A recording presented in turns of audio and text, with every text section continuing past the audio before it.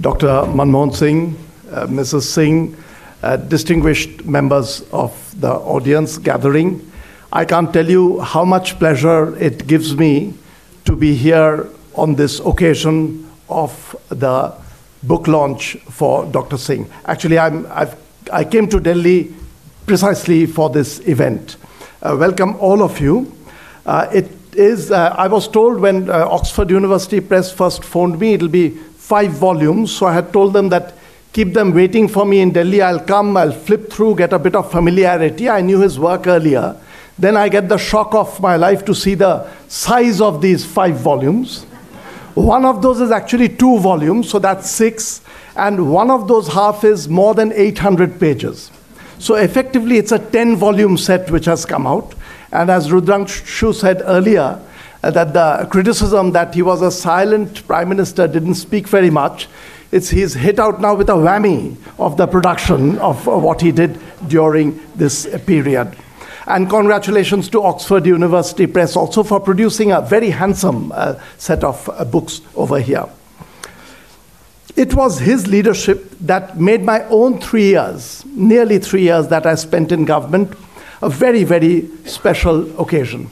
The sheer professionalism that went into discussions on economic policies. I remember several occasions when I would meet with Dr. Singh, and I would come out and the press would ask me questions thinking that it was some discussion of some political intrigue or such matters.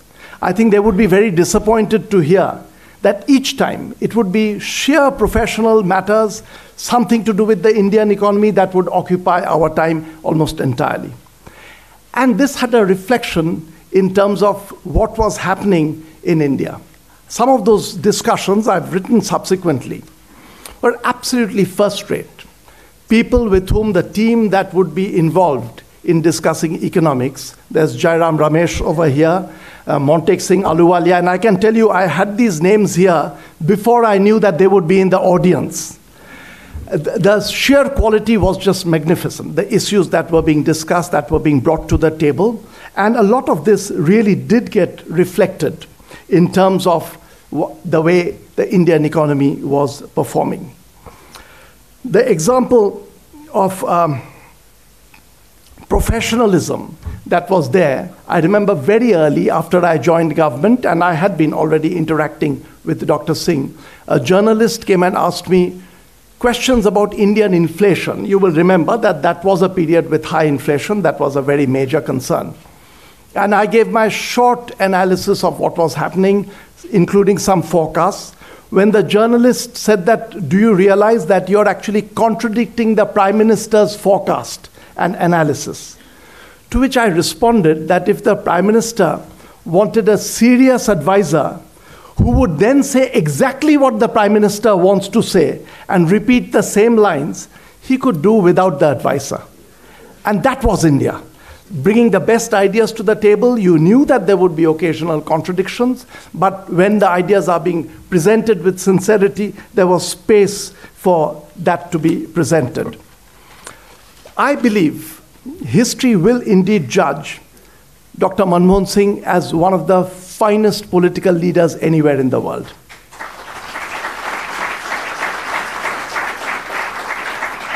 And you can see that in the record of how India has performed. It's the unleashing of energy, first of all.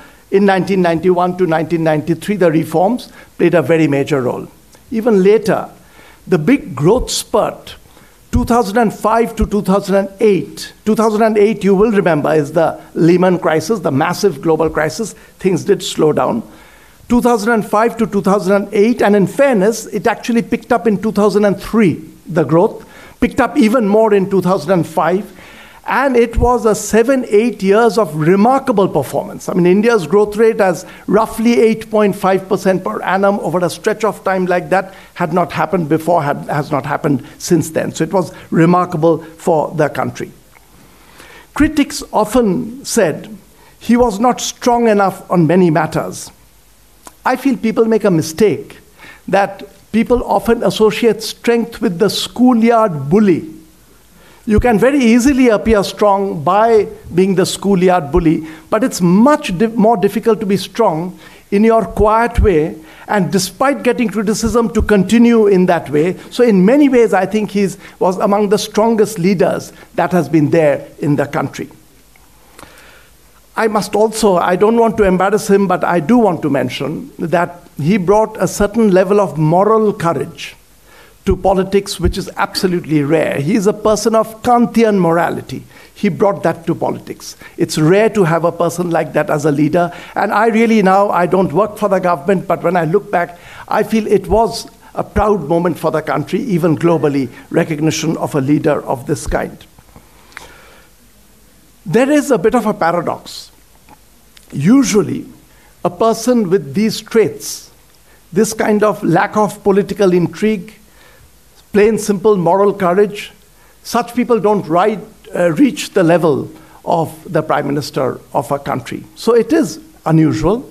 I do have to say that Mrs. Gandhi, Sonia Gandhi, gets credit also for talent spotting, for enabling someone who is not a natural politician, and I say this as a praise, but reached a position where he could influence the country's direction. So it's been a remarkable phase in the country, and I think it will be recognized in the long run as such. Now, about the books. We talked briefly, and I told him that I will not push him to say too many things, but still, I do want to get into the books a little bit. It's a remarkable set of work. I knew a lot of the work earlier. I have to say that this particular collection, I have not gone through, but I knew many of the papers and the works earlier. It begins with his PhD thesis. The PhD thesis that was done at Oxford. I knew that IMD Little was the examiner. What I did not know is that John Hicks was IMD Little was the PhD advisor, but Hicks was the examiner, which I did not know earlier. And Hicks, as for the non-economists, is one of the greatest economists of our time, maybe among the 3-4 most distinguished economists in the world over the last 100 years. So it was Hicks, and it was Hicks who recommended that the PhD thesis be published as a Clarendon University press. On trade and exports, the book is quite remarkable, the PhD, because nowadays there is a lot of work which is described as big data analysis. You have computers which will take in massive amounts of data, ingest, analyze the data, and spew out results.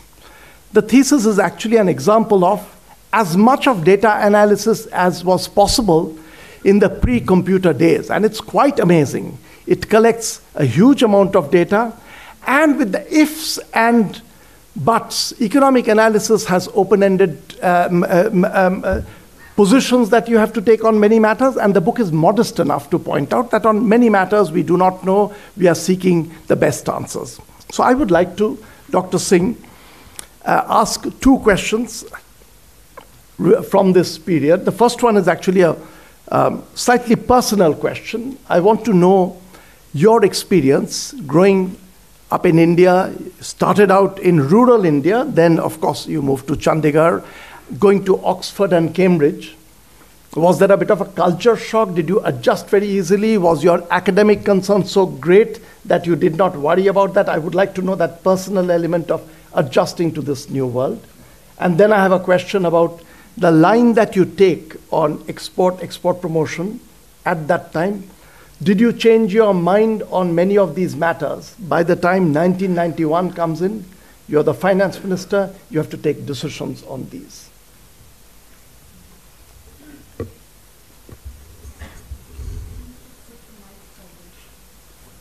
Should we pull it forward? Yeah. I think that should.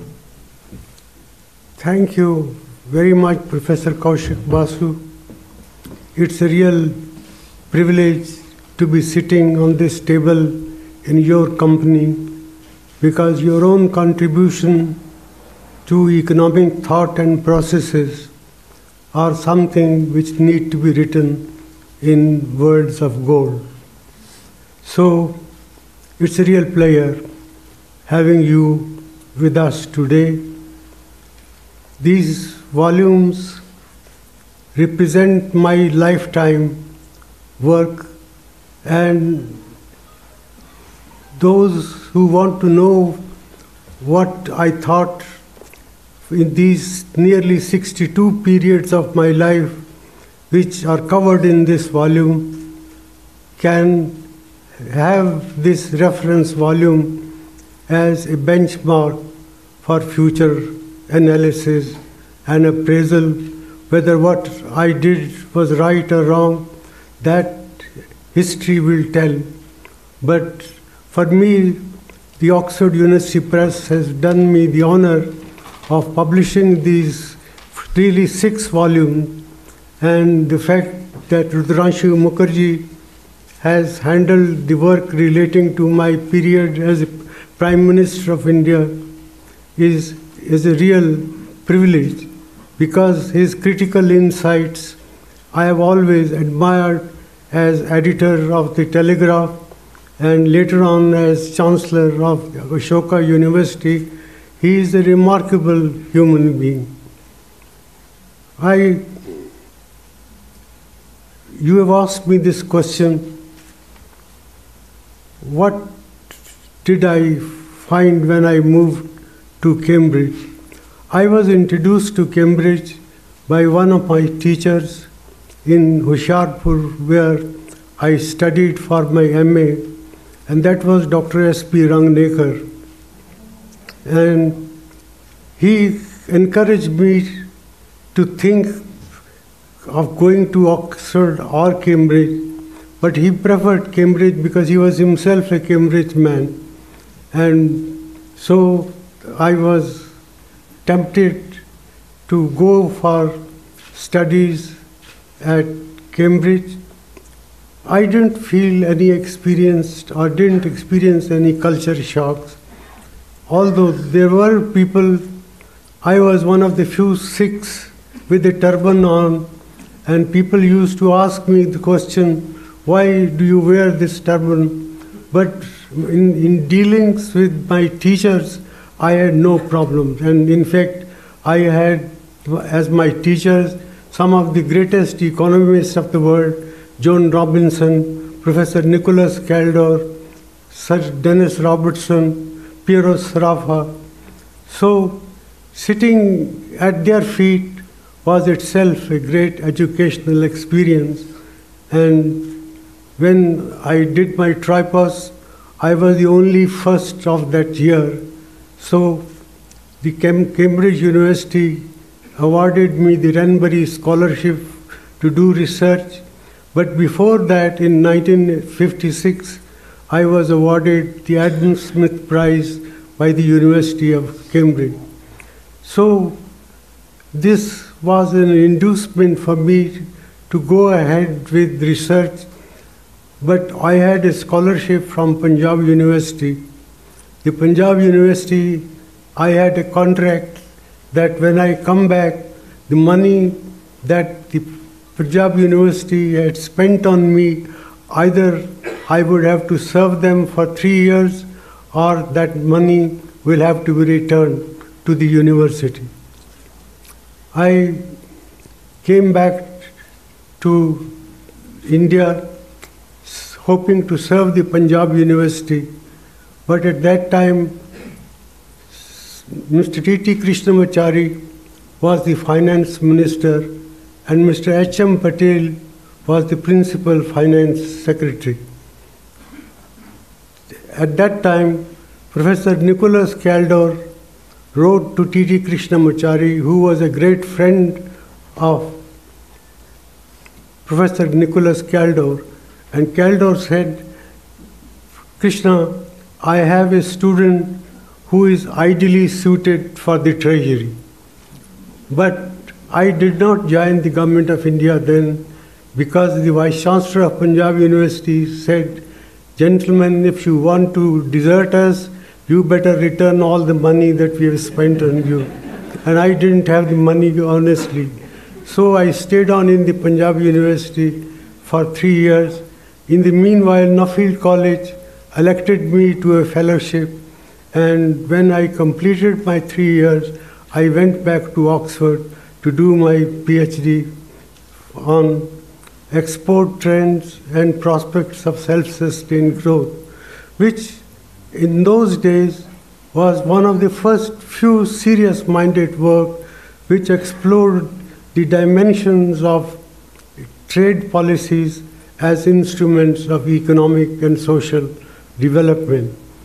And there I was examined by Sir John Hicks. Sir John Hicks was impressed with my work and he said, what are you planning to do? I said, I'm going back to India. But he said, what are you going to do to publish your work? I said, I don't know any publishers. And he said, I am the trustee of Clarendon Press. I will ensure that the Clarendon Press publishes your work. And that's where my first book came out as the book which was produced by the Clarendon Press in 1964. And so I didn't feel any culture shock, but it was a great educational experience.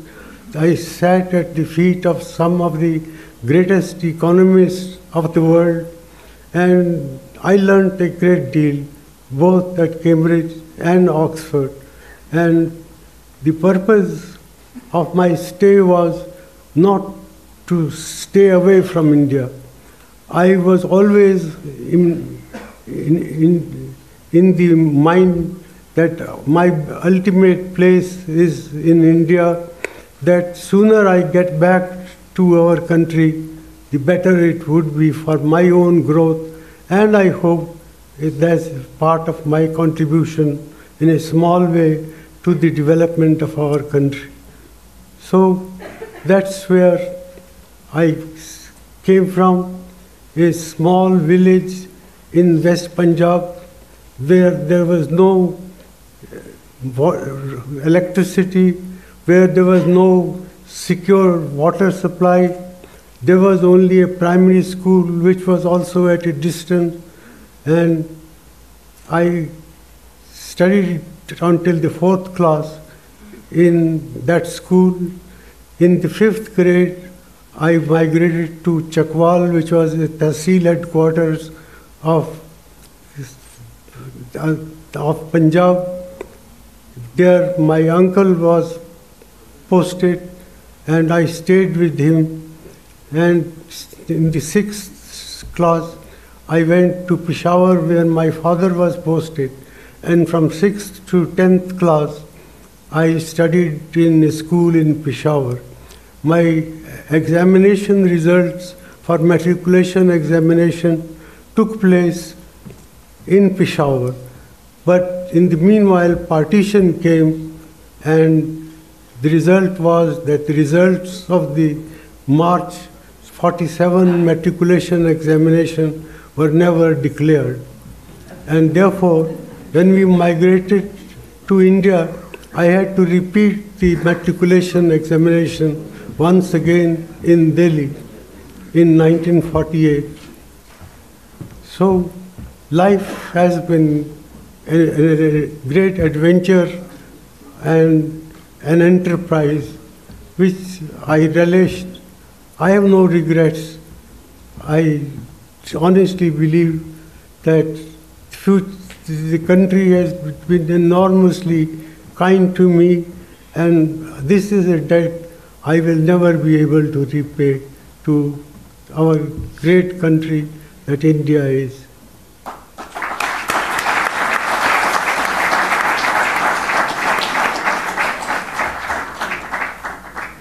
Dr. Singh rarely talks about personal matters, but now that he's done it, I want to push him a little bit more. Was there a culture shock? You're going into politics. I mean, you were a scholar. You were in Delhi School of Economics when Delhi School of Economics was really at its prime. And you were also an advisor playing a non-political role. Was there a culture shock going into politics? Well, there was a culture shock, yes and no. I came to the government in 1971, and I stayed on in the government till 87, when I left the Planning Commission as Deputy Chairman to go and work with Professor Julius Nyerere as Secretary General of the South-South Commission. I had not been in politics, but I had worked with politicians in all these years. In 71, then I started my career in the Ministry of Foreign Trade. From foreign trade, I moved to finance, and that too also under peculiar circumstances. I worked in the Ministry of Foreign Trade for 1 year. I was not satisfied with the environment that prevailed. There was too little emphasis on serious analytical work and too much of politicking. So I resigned from the ministry. Mr. PM was then the principal secretary to the Prime Minister. He called me and he said, "We are not going to let you go back to Delhi School of Economics, and if whatever your grievance, we will make sure that you are promoted and made Chief Economic Advisor to the government." And there was a vacancy, and therefore I became the Chief Economic Advisor to the Government of India in 1972. As Chief Economic Advisor in 72, I came to the Ministry of Finance, and in a short period of time, there was elections in 1971 and 72, state elections. Mr. PM asked me, "What do you think we should be doing?" And there is one paper which is missing in this that I wrote at that time, "Victory, what to do with it?" And in that paper that I wrote, I said the victory of the Congress party in the elections in 1971 and 72 is a rare occasion to use politics as an instrument of economic and social change. And I outlined a broad strategy. One of the two papers, I believe Jairam Ramesh has been able to dig out, but this basic paper, what to do with victory, is somehow not available, and that's not included here. But that was my first big introduction to the world of politics. I worked very closely with Shri Y.B. Chavan, and through Mr. PM I had ample opportunities to interact with the then Prime Minister, Srimati Indira Gandhi. People say she was very haughty. My experience of dealing with Indira ji was she was always very receptive to new ideas, and particularly technological thought processes where she herself said that she was not very knowledgeable. She listened to expert advice in depth. In 73, the country was in the midst of a 30% inflation rate, and Mrs. Gandhi in Bangalore made a speech that we need a man who is a great expertise to solve the inflation problem that was hurting the country. And when she came back, there was a cabinet meeting, and she asked me what were my thoughts about the control of inflation. And I said, Madam, my feeling is if we learn to convert good economics into good politics, that would be the first essential thing for controlling inflation. And then Mrs. Gandhi said, what exactly do you mean? She turned to Mr. Pandey, who was the cabinet secretary, and she said I should work with the cabinet secretary and Professor PM to produce a paper, which I did produce, and the government made use of that paper to outline an inflation control strategy. That's how I made my name with Indira ji. She was so impressed, and that's where Mr. P. Haksar helped me to make my mark in the Ministry of Finance. I worked very closely with Sri C. Subramaniam, and as Finance Minister, Mr. C. Subramaniam was a usually unorthodox man. Never before a finance minister at the budget time thought of producing a paper on strategies for rural development. C. Subramaniam said we should do that. In the Ministry of Finance, there was a lot of people who said, no, this is not done, this is not our terrain, but we went ahead, and that paper itself was a very influential paper in outlining new way of thinking about rural and agricultural development. In the 70s, inflation control and the management of the balance of payments in the wake of the first oil crisis were the most important policy issues with which I was deeply involved. And then came the emergency. I was appointed secretary to the Ministry of Finance by Indira ji. When the emergency was over, there was pressure on Morarji Bhai that I should be removed because I was too close to Indira ji. But Mr. H.M. Patel, who was the finance minister, he remembered the letter that Nicholas Caldor had written to T.T. Krishnamachari. And he said, no, Prime Minister, I know Manmohan Singh for a long time, and he will be able to work with us without any difficulty. And the result was that I was one of the few secretaries in the government of India who kept his job despite change of government. When Mrs. Gandhi came back, she again called me the day she was making a speech to the nation and showed me a draft. And in that speech, there were some things which I felt were not correct. And one of these was that the Janta government had made a mess of the foreign exchange situation. I pointed out to the Prime Minister that, Madam, you may have other grievances, but the Janta government has left you with a hefty foreign exchange situation. And therefore, she, in her own hand, made corrections in this speech. Such was the greatness of the Prime Minister that she did not discourage free thinking, provided one had no axe to grind.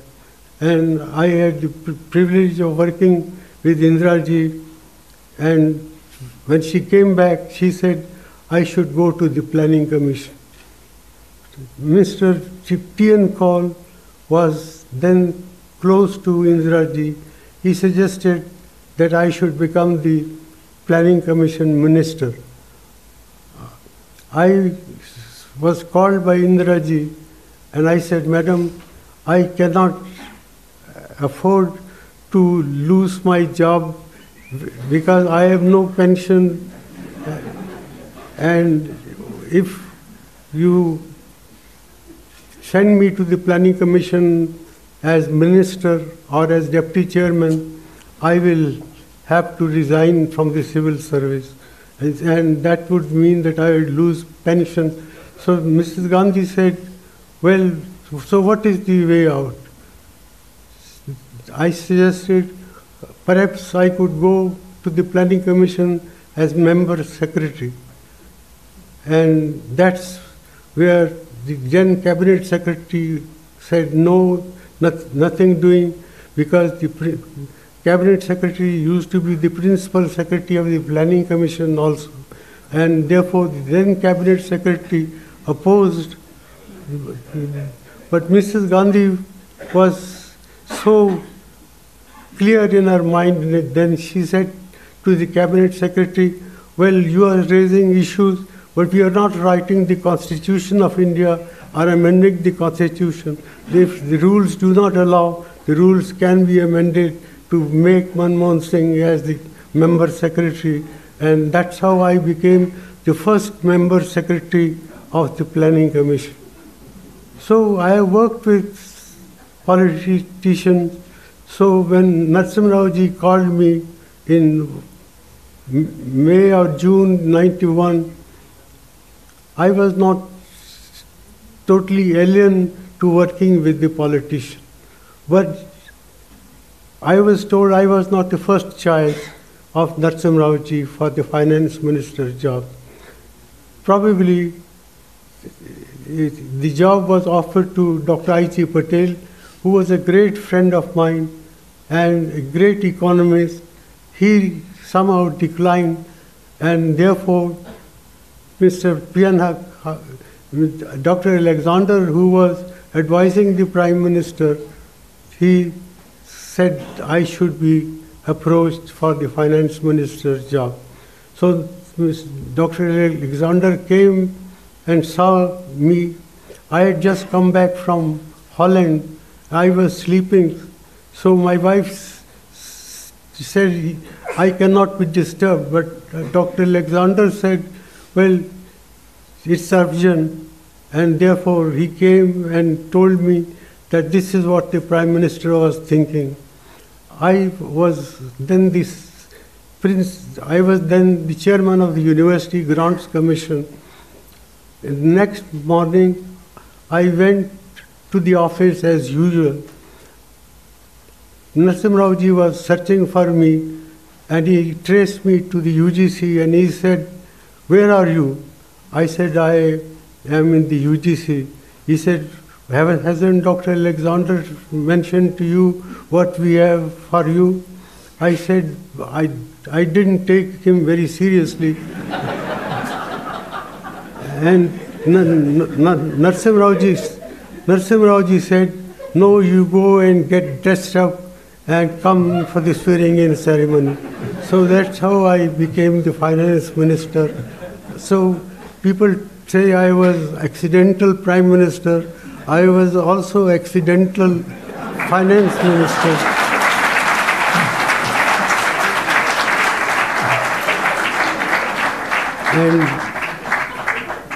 And Narasimha Ji called me and I met him.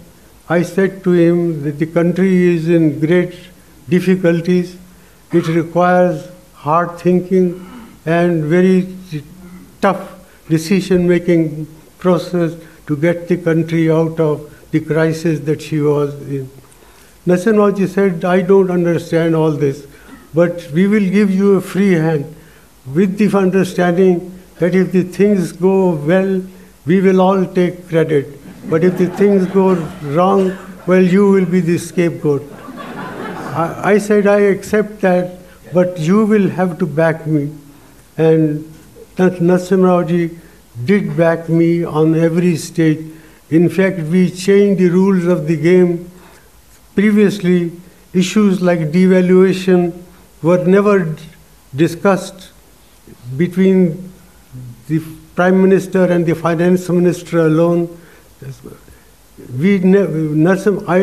told Narasimha Rao that if you take this matter to the cabinet, it will never pass the cabinet. Because I was aware of the fact that in 1964, when the issue of devaluation came up in the government of India, 3 years were lost in debating whether we should devalue or not. But Narasimha Rao was so graceful. He said, we will do away with the cabinet approval. You write a handwritten note and I will endorse it, and that's enough. And that's how things worked out. I still have that handwritten note where Narasimha Rao signed saying we can go ahead with devaluation without going to the cabinet. Now, that was an unusual thing for the Prime Minister, but Narasimha Rao backed me. But there were times when he also developed nervousness, and the then President of India, Mr. Venkataraman, was not in favor of devaluing the rupee. And he called me and he said, you are planning to do this, but you are a government which doesn't have a majority, which does not have the support of the majority in Parliament, and therefore you should not go this way till you have earned the vote of confidence. I told the President, Mr. President, if you want me to wait till we have sought the vote of confidence, there will be nothing to seek the vote for. In the meanwhile, the foreign exchange reserves had nearly disappeared, and our reserves were no more than 2 weeks. We couldn't last more than 2 weeks, and therefore I told the President that we have to go ahead, and therefore Narasimha Rao allowed me to go ahead. But we devised a strategy that there would be 2-stage devaluation. I wanted to test the waters, what would be the country's reaction. So first dose was a mild dose, but second dose was a tougher dose.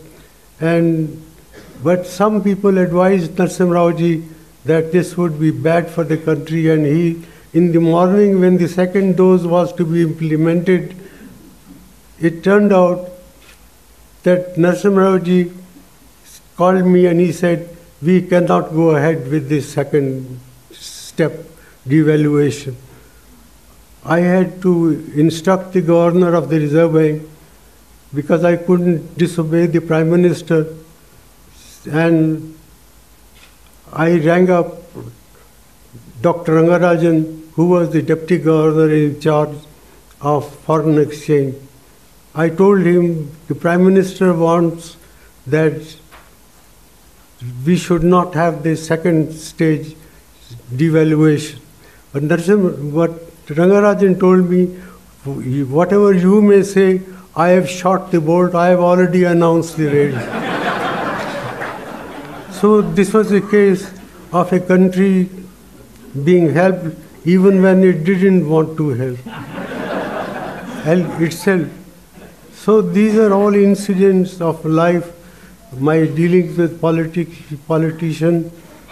I have enjoyed working with all the important dignitaries. I worked very closely with Morarji Bhai. I worked very closely with Chaudhry Charan Singh, and also later on with Chandrasekhar ji.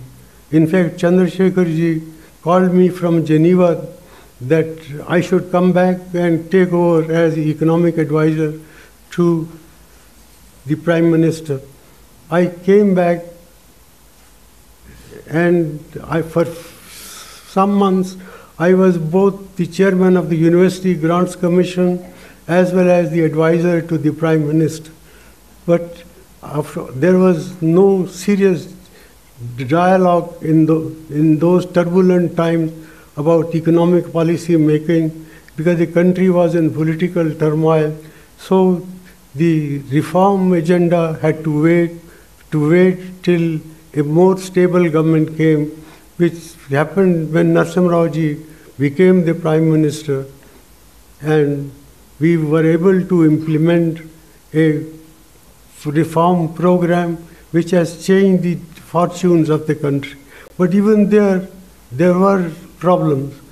Although Narasimha Rao ji gave me full support, when it came to the approval of the industrial licensing policy, industrial policy, there was strong opposition in the cabinet.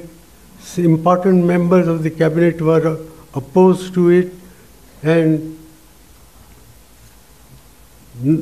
Narasimha Rao ji turned to me and said, "What have you to say?" And I started by saying, "Mr. Prime Minister, we are doing nothing new. It is all there in the agenda for the government, written by no less a person than Rajiv Gandhi. So we are implementing what Rajiv Gandhi had always intended if he came back as the Prime Minister." And as we came out, Arjun Singh ji called me and he said, "You seem to have studied our election manifesto much more carefully than we have done." So despite serious objections about the industrial policy, the cabinet approved the draft. Jairam was asked to write what would be useful phraseology. But in Parliament, there was serious doubts about wisdom of what we were doing. And when the matter came before the parliamentary committee, Congress parliamentary party, there was a very strong opposition. And there were two persons who stood to support me. One was Manishankar Iyer, then the other was Nathuram Mirdaji. Nathuram Mirdaji said, "Gentlemen, you may be opposing this thing, but you will regret it if you do not go the path that Manmohan Singh has suggested." So I am very grateful to Manishankar Iyer for the two-member team that saved the reform process. So life has been a smooth sailing, but there were many hiccups in the path, and some good luck, but a lot of hard work. And as finance minister, I used to meet the gentlemen and ladies of the press regularly. I had very good relation, and by and large, the country followed what we had presented as the remedy for the crisis of '91.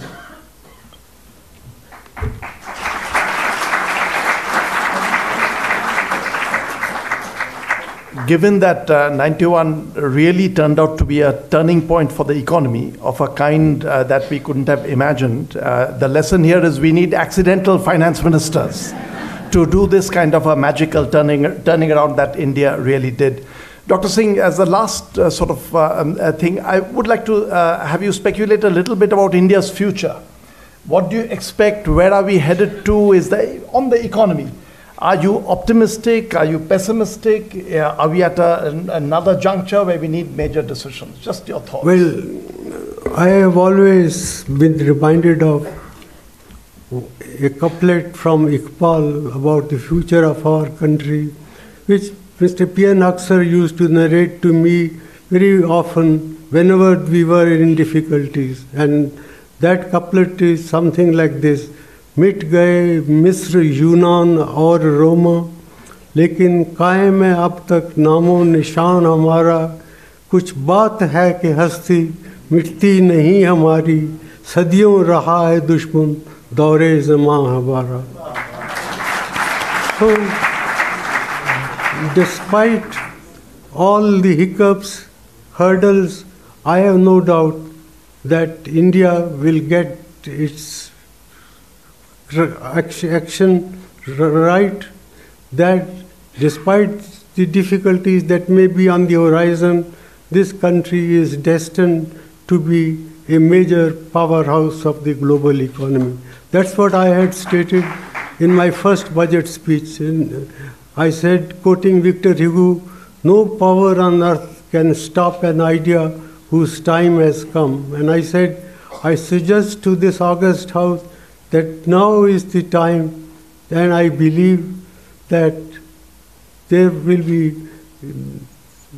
that no power on earth can stop an idea whose time has come, and the emergence of India as a major global power is one such idea whose time has come.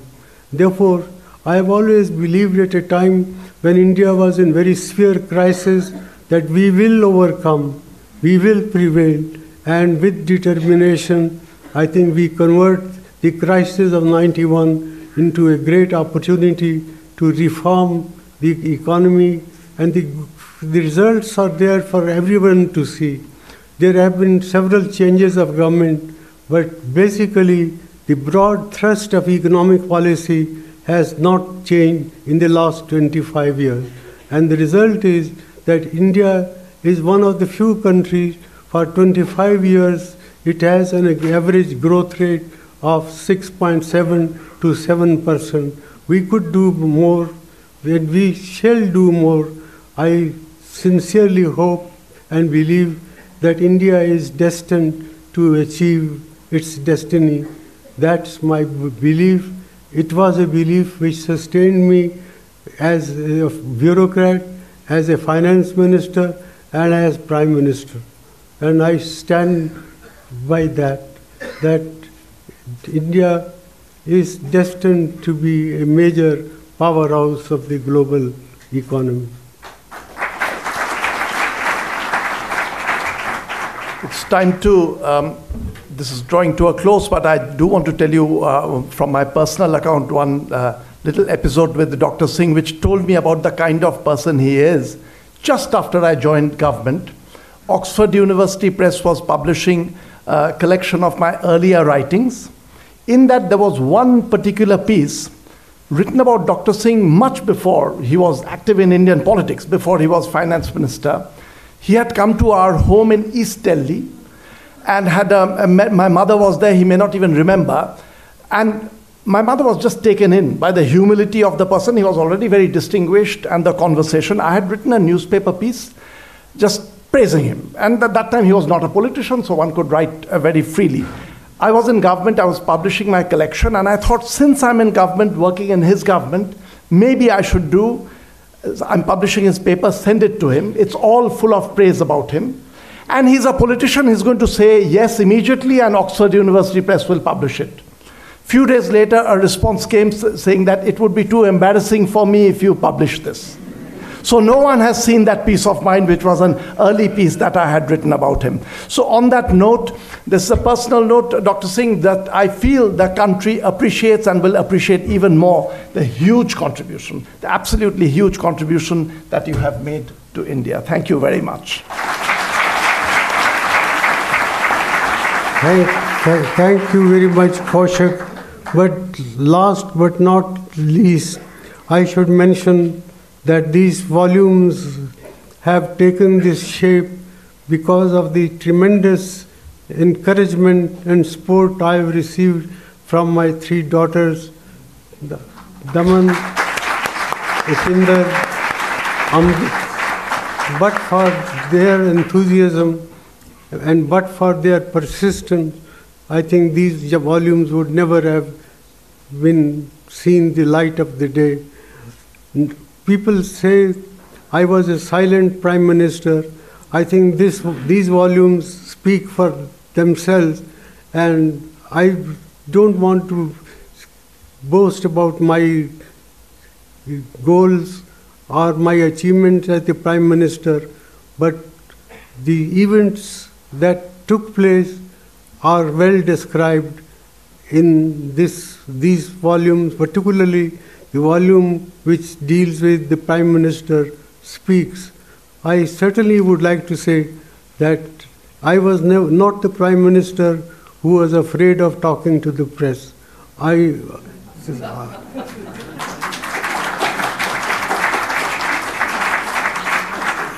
met the press regularly, and on every foreign trip that I undertook, I had a press conference on return in the plane or immediately after landing. So there is a large number of those press conferences whose results are also described. And I remember very vividly in 2005 when I went to Washington, the National Press Club invited me to address. Our officials were nervous that I would not be able to manage the National Press Club, but that was a very successful conference, and that conference, its verbatim record is published in these volumes. That will give you an idea of what I was able to achieve in dealing with ladies and gentlemen of the press.